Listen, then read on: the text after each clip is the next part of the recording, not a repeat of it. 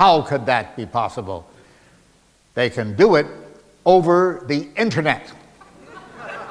And you take the audio output of your computer, where you normally plug in the headphones, you see, and you connect it up to 10 turns of wire around a bottle of water, and they send you the signal. Now you see, ladies and gentlemen, this is the true nature of what homeopathy is all about. But the bottom line, and the question we have to ask here is, does it work?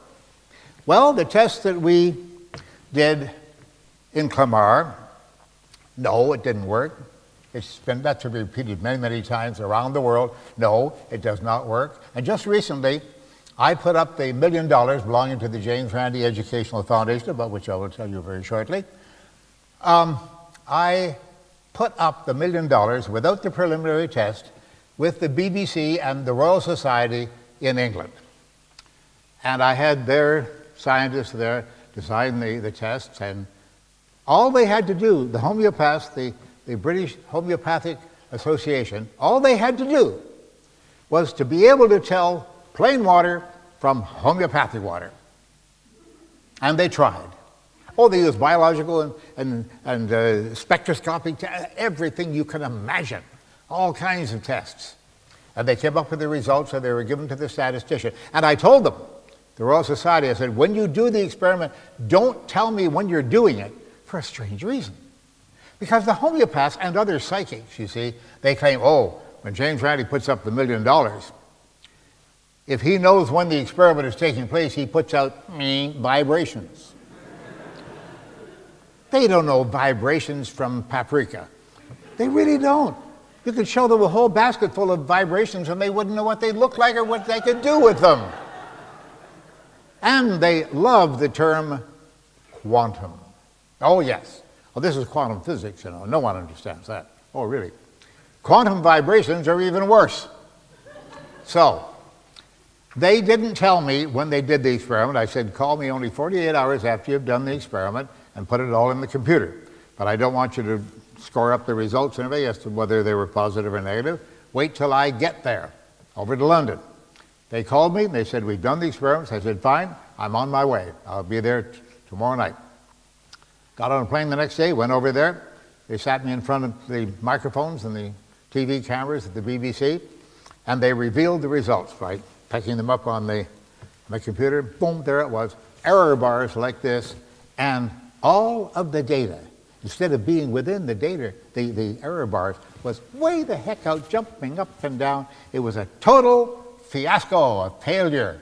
Immediately, the British Homeopathic Association declared fraud, fake. Yes, oh, it had to be because we know homeopathy works.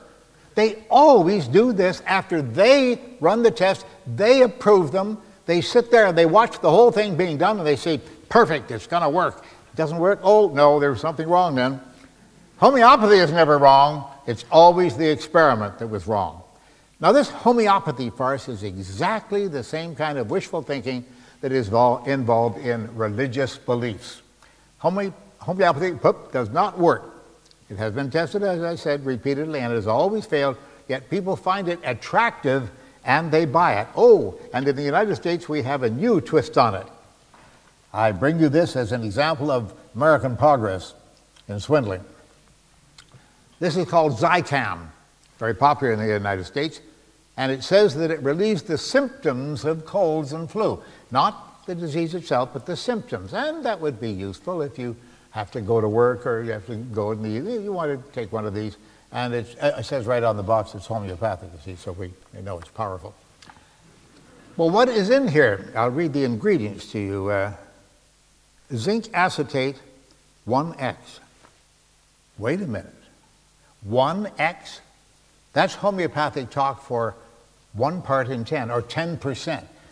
10% of every one of these pills is zinc acetate. And zinc acetate is known to be effective against these symptoms. It sometimes leads to loss of the use of the taste buds almost permanently, but that's a side effect, as long as you get rid of the cold, you know. Now, that is not homeopathic, and yet they label it homeopathic for 2 very important reasons. First of all, it's much more popular. I'm looking at all these medicines here. Oh, homeopathic, that must be good. That's new, that's new age. We always say, when we say new age, we say newage because it rhymes closer with sewage, you see. But that's another point altogether. Now, what happens with these? The second thing, not only is it more popular, it's also 70% more expensive because the US government says if you call it homeopathic, you can charge 70% more for it. But right on the same shelf are other medicines that don't say homeopathic, and they have exactly the same ingredient in the same proportions. And it works. They both work. But you see, that's one of the problems. When people buy this so-called homeopathic medicine, they try it, and it works. And they say, hey, I tried a homeopathic medicine, and it works. That's a damn lie. That's a complete swindle. But they're doing it, and the government can't do anything about it because of a law that came along before the Federal Drug Administration was registered in the United States and first became active. Homeopathy was already there, and therefore it's grandfathered. That means they can't make any laws in respect to it. Well, I reminded some congressmen in Washington that heroin and opium were along well before that, too.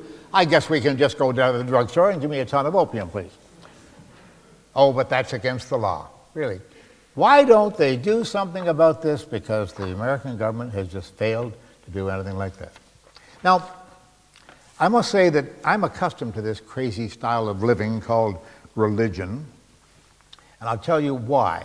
I was raised in a family that was not particularly religious, but they belonged to the Anglican Church, and they took me to Montreal, Canada, where my grandparents lived one summer for a holiday, and I saw this huge basilica sitting up on the hill. And I said, what is that? Oh, that's Brother Andre's shrine. And who, pray tell, is Brother Andre?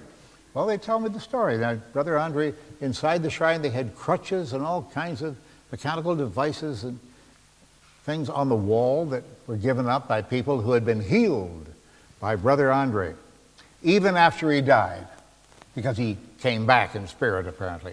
So they said, Brother Andre,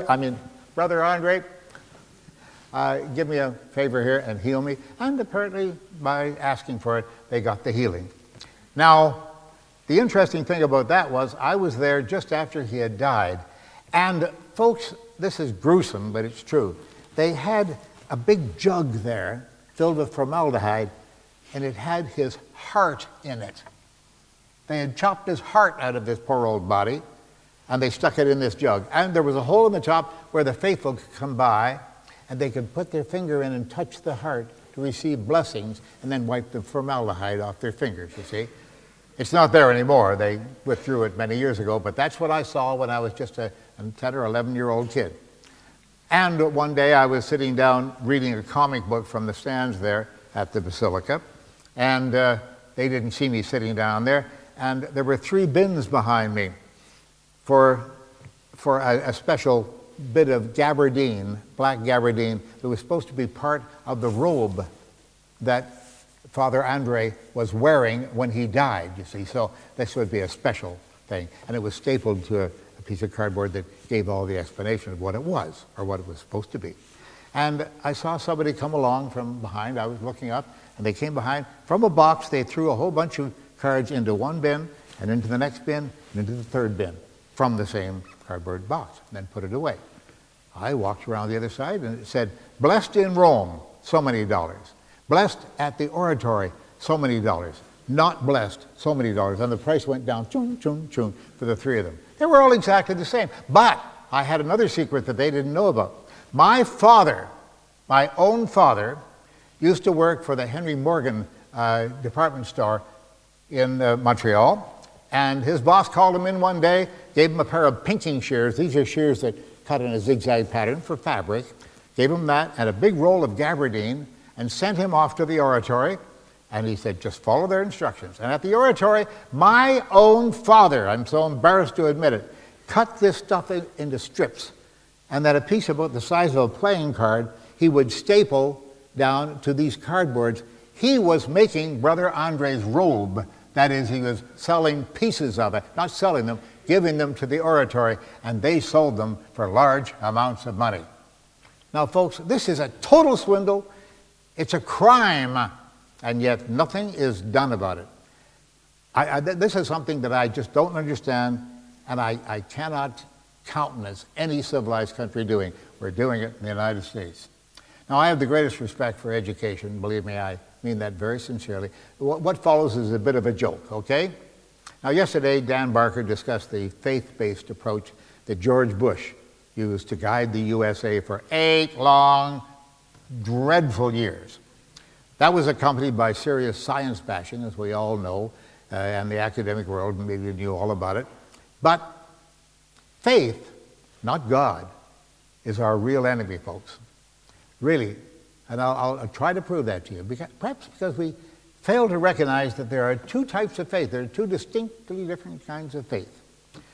One is easy and pleasant, and it depends on what sounds good. It doesn't require any thought, and it's all to be found in simplistic books like the Bible and the Quran. The other kind is evidence-based. That's the kind I prefer.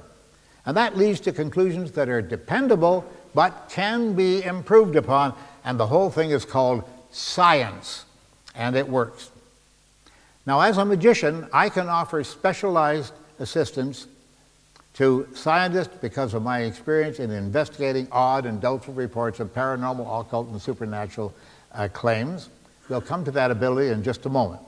Meanwhile, I have discovered 3 distinct kinds of people who witness phenomena and the conclusions that they're likely to come to. First of all, there's folks like you and me. You're sitting on a park bench and you know that just around the corner is a riding academy where they teach riding, usually to little rich girls, but they teach riding, how to ride a horse, you see. And you know that it's just around the corner, and suddenly you're sitting there on the bench on a nice summer's day and you hear, what could that be? Oh, that must be a horse. There's a riding academy around the corner. Now that's the conclusion you would come to and I would come to. And until you see the horse, of course, you don't really know, but it's likely to be true. But then you've got a second classification. These are people who are believers, just generally speaking, believers. They tend to believe in everything, and they want better explanations than just the obvious explanation. So what do they say? They turn to one another and say, did you hear that?